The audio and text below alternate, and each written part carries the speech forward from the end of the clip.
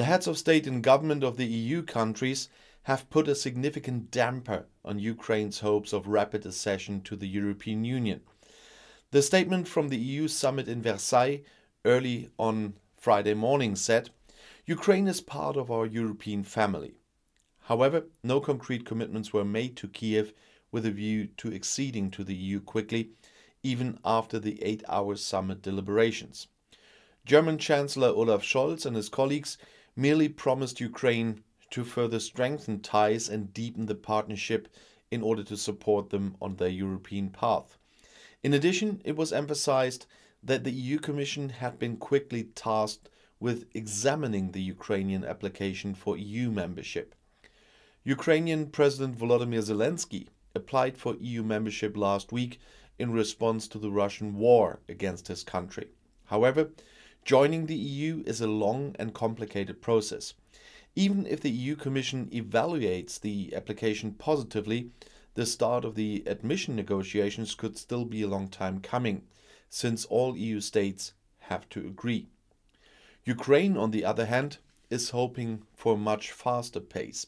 It's not about getting membership tomorrow. We don't want a free ticket, but we want that to happen in an urgent procedure within a few years, said the Ukrainian ambassador in Berlin, Andriy Melnik, to the German press agency. The EU and Ukraine signed an association agreement in 2017 that aims to deepen political and economic relations. In addition to Ukraine, Moldova and Georgia have also recently applied for membership. The EU summit pointed out that the EU Commission had also been asked to assess these two applications. The heads of state and government of the EU countries have promised all war refugees from Ukraine extensive help. At the same time, at their summit in Versailles, in France, they called on Russia to grant humanitarian access to the victims and displaced persons of the war in Ukraine and to allow civilians safe transit to escape.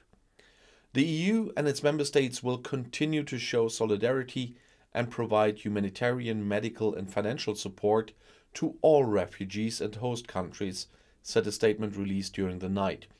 Russia is called upon to fully comply with its obligations under international humanitarian law. French President Emmanuel Macron wants to push through the pensions at 65 if he's re-elected. Currently, retirement age in France begins at 62 years of age. Macron's election program includes the proposal to gradually extend the retirement age and raise it to 65. Government spokesman Gabriel Attal told the German news station RTL on Thursday.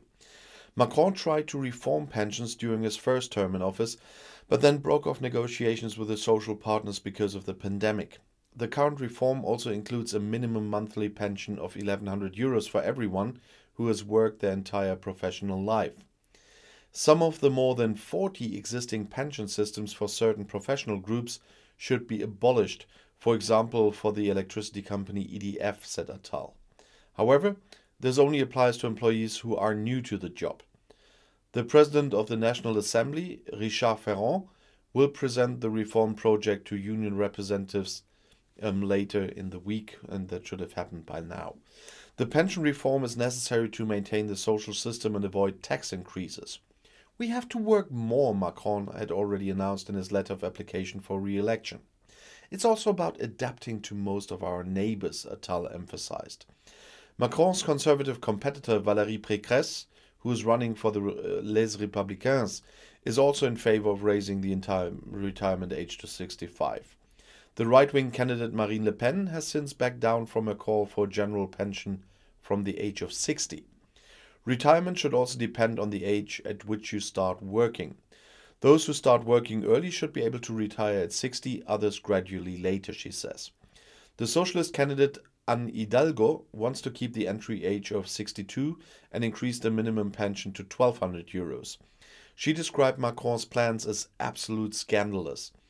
Green candidate Yannick Jadot also spoke of social injustice with regard to the hard work of many employees. The left candidate Jean-Luc Mélenchon is considering lowering the retirement age from 62 to 60. British wholesalers have announced that they intend to pass on the rising fuel costs resulting from the Ukraine war to their customers. When people buy food and drink in stores or when they go out to eat, they will pay more because transport costs have increased so much, a representative from the Federation of Wholesale Distributors told the BBC on Thursday. As in Germany and other countries, fuel prices in Great Britain have reached record levels in the past few days. According to the association, the increased fuel prices are added to other challenges that are burdening the industry, including, for example, too few staff. As a result of Brexit, many overseas workers have left the UK with additional hurdles and costs for newcomers. The Butchers Association, British Meat Processors Association, also sounded the alarm and called on the British government to provide more support for the domestic food and agricultural industry. The landlords of hundreds of planes in Russia are unlikely to see their belongings again anytime soon because of the war sanctions.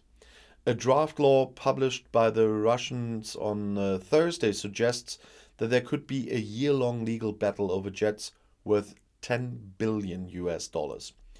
Western sanctions against Russia over the Ukraine war are forcing Western leasing companies to terminate contracts with Russian airlines by March 28th.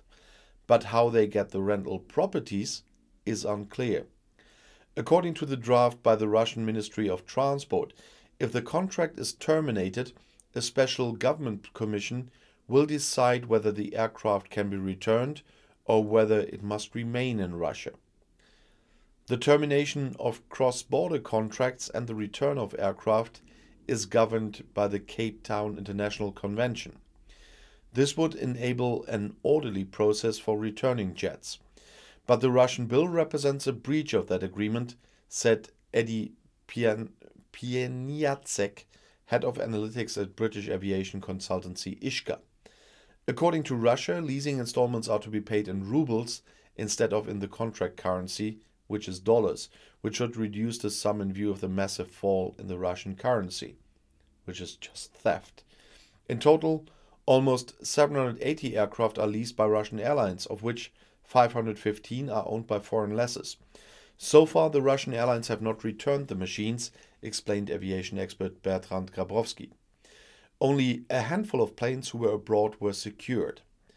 The Russian market and the leading airline Aeroflot were considered very reliable, but the political risk was hidden. The aircraft leasing industry, which owns more than half of the world's aircraft worth around $300 billion, faces a massive loss. The ECB is reacting to inflation. The central bank wants to scale back bond purchases more quickly than before. First of all, however, the program will be increased. The key interest rate remains at 0%. Despite the new risks for the economy as a result of the Ukraine war, Europe's currency watchdogs are stepping on the brakes on their bond purchases. After a temporary increase, the purchase volume of the APP program will be reduced again to 20 million euros at the end of June and could be completely ended in the third quarter of 2022. However, this is subject to the condition that the inflation outlook does not cloud over. The ECB controls the money supply by buying bonds. The idea is the less money there is in circulation, the more it is worth and the lower the prices. So if the money supply falls as a result of the ECB printing less money to buy bonds, prices should fall too. In the medium term, the ECB is aiming for a stable common currency with a price increase of 2%. Higher rates of inflation reduce consumers' purchasing power, and they can then afford less for €1. The monetary watchdogs around ECB boss Christine Lagarde left the key interest rate at a record low of 0.0%. At the same time, banks have to pay penalty interests if they hoard excess funds at the central bank. The so-called deposit rate is minus 0.5%. At the same time, the ECB is keeping the door open for an increase. It is ready to adjust all instruments if necessary. With this, the central bank wants to ensure that inflation stabilizes at the target value of 2% in the medium term. Most recently, however, inflation was well above that at 5.8%. There's something like buying EU citizenship as a foreigner with investments. According to the will of the EU Parliament, this controversial practice should be banned in the future. In an own initiative report, which MEPs adopted with a large majority, they called for an end to golden passports. According to the text, the assignment of these entails serious security risks for the citizens of the Union, for example, in the case of money laundering and corruption. According to the EU Parliament, 3 EU member states issue such purchasable citizenships. That's Malta, Cyprus and Bulgaria, with Cyprus no longer accepting new applications and Bulgaria aiming to end the practice. In view of the Russian attack on Ukraine, Malta recently announced that it would no longer issue golden passports to Russians and Belarusians. The European Commission should also intervene and create uniform rules for the so-called golden visas. That means the granting of residence rights in return for investments, the MEPs demand in their text. According to the will of the parliamentarians, no visas or passports should be issued to Russian candidates. According to the EU Parliament, 12 member states issue golden visas, including the Netherlands, Spain, Italy and Portugal. It is estimated that between 2011 and 2019, more than 132,000 people obtained residence permits or citizenship in EU member states through such purchasable visas or golden passports, in exchange for at least 21.4 billion euros in investments. It is a tempting source of income, especially for smaller countries, said Liberal MEP Sophia in 't Veld. But that would allow dubious characters into the EU. Applicants for golden visas and their families would have to be checked strictly, just like the origin of their wealth, says the report. Austria is suspending compulsory vaccination against the coronavirus for the time being. The obligation to vaccinate is not proportionate to the prevailing Omicron variant, said Constitutional Minister Caroline Edstadler on Wednesday in Vienna. The basis for the decision is the report of an expert commission.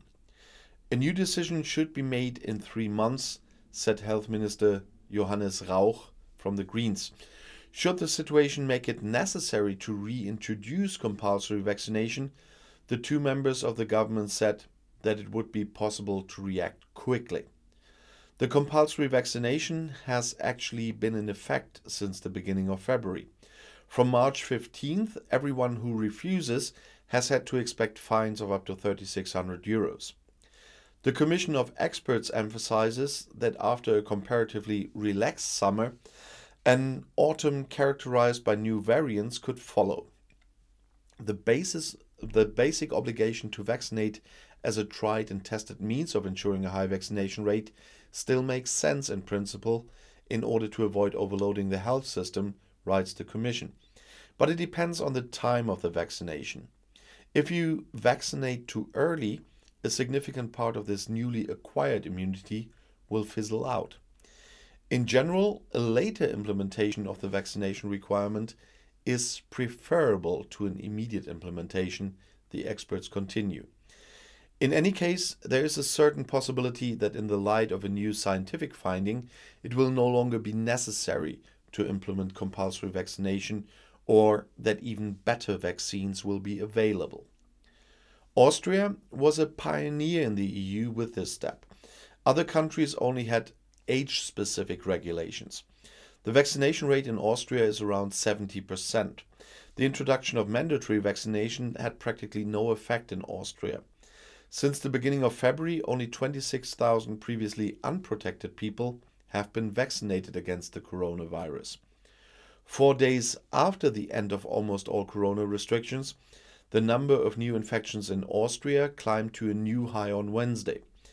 As the authorities reported, 47,795 new cases were recorded within 1 day. Taking into account the number of inhabitants, this would correspond to a value of around 450,000 in Germany here. The 7-day incidence was at last at 2,500, about twice as high as in Germany, and the situation in the clinics still remains stable. According to Polish border guards, 1.33 million refugees from the neighboring country Ukraine have arrived in Poland since the beginning of the war. On Tuesday alone, 125,000 people crossed the border, the authorities said on Twitter. About 93% of the refugees are Ukrainian citizens. The border guards registered a slight decrease in the number of refugees on Tuesday, said a spokeswoman for the agency. Compared to the previous day, around 11% fewer refugees arrived from the neighboring country. It is unclear how many of the people who arrived in Poland travel on to other countries. The border guard has no information about people from Ukraine who have already left our country via the open internal borders of the Schengen area. Since there are no checks, there are no statistics or estimates either, said the spokeswoman. According to observations by the UN Refugee Agency, the UNHCR, the overwhelming majority wants to stay in Poland for the time being. With a view to the more than 2 million people who have already fled Ukraine, said EU Commission Chief Ursula von der Leyen, "I'm afraid that's just the beginning. We are going to take much higher numbers. However, it is overwhelmingly positive that the 27 EU countries are open to those people. The refugees get residence rights, access to the labor market and healthcare, and the children can go to school." Above all, she praised Poland, Hungary, Romania and Slovakia, which have so far taken in the most refugees. Refugees can now find out about their rights in the European Union on a new website. According to the EU Commission, the site contains information about crossing borders, rights upon arrival, and onward travel to other countries. The site is available in English, with a Ukrainian version due to be added during the week. It should be online now. So far, more than 2 million people have fled Ukraine to escape the Russian war of aggression. The EU states decided last week to grant the refugees protection quickly and easily, and not the same way the UK does. According to the Ukrainian military, around 14,500 people have entered Ukraine in the past few days for combat use. According to the army in Kyiv, 12,000 of them are returning Ukrainians who want to join the national defense. In addition, the government in Kyiv expects numerous foreigners who could form a so-called international legion. In the statement, the General Staff claims that since the war began on February 24th, Russian forces have lost more than 12,000 soldiers. A few days ago, Moscow spoke of almost 500 soldiers killed, but has not given any more recent information since then. Kyiv has not yet given any death toll figures in its own ranks. The Donetsk separatists spoke of 47 dead on their side on Tuesday. According to the Ukrainian army, 49 Russian planes, 81 helicopters, and around 317 tanks were destroyed or damaged. The information cannot be independently verified.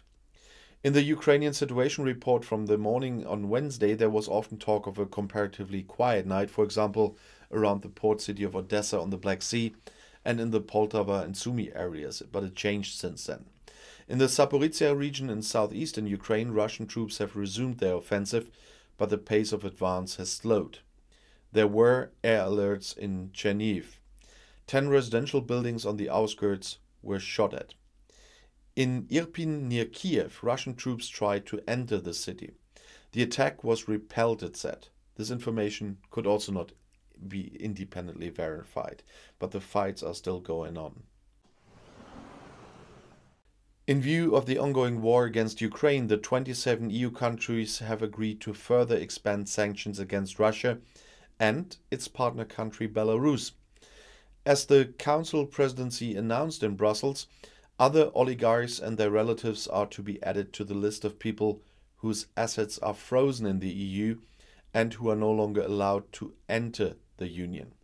In addition, a ban on the export of shipping equipment and the exclusion of 3 Belarusian banks from the SWIFT communications network were planned. Even after a corresponding decision by the USA, the EU states were still unable to agree on the freeze on energy imports from Russia demanded by Ukraine. German Chancellor Olaf Scholz said on Monday, There is currently no other way to ensure Europe's supply of energy for heat generation, for mobility, for power supply, and for industry. On Thursday and Friday, this topic was discussed at a special summit of EU heads of state and government. The sanctions imposed so far aim to make it more difficult for the Russian central bank to operate and to cut off certain industrial sectors from the supply of high-tech. In addition, the airspace over the EU was completely closed to aircraft from Russia. Hundreds of people and dozens of organizations were added to the EU sanctions list. According to the current French EU Council presidency, the formal decision to extend the sanctions was made in writing. After that, they were published in the EU official journal and will then come into force. Around a month before the presidential elections in France, the Ukraine war is shaking up the agenda and making the applicants next to Emmanuel Macron look almost like onlookers of the president, who is acting as a crisis diplomat and a statesman. That's what I wanted to say. Initially, there were signs of an election campaign of contrasts and ruptures in the country, exhausted by the corona crisis, in which traditional parties are losing their importance and hardly any camp can count on a regular electorate. Now the Russian war of aggression is giving Macron a boost in the polls, even though he only officially started the election campaign a few days ago. In contrast to the pro-European and centrist politician in the Élysée Palace, the right-wing camp had previously dominated the election campaign with its issues, driving the others ahead of them. Internal security, migration, national identity and sovereignty stand for the right-wing Marine Le Pen from the Rassemblement National and far-right Eric Zemmour at the top of the agenda. Zemmour in particular has tried to drive a rift between population group with attacks on immigrants and Muslims. But his radical demands are well received. And Valérie Pécresse, who is running for the Conservative Républicains, is also addressing these issues, albeit less extreme, in the difficult balancing act of addressing supporters of the right-wing camp, as well as voters in the center, who are being courted by Macron. The splintering left and the Greens have so far not been able to set priorities in this election campaign, in which nobody really likes to shine.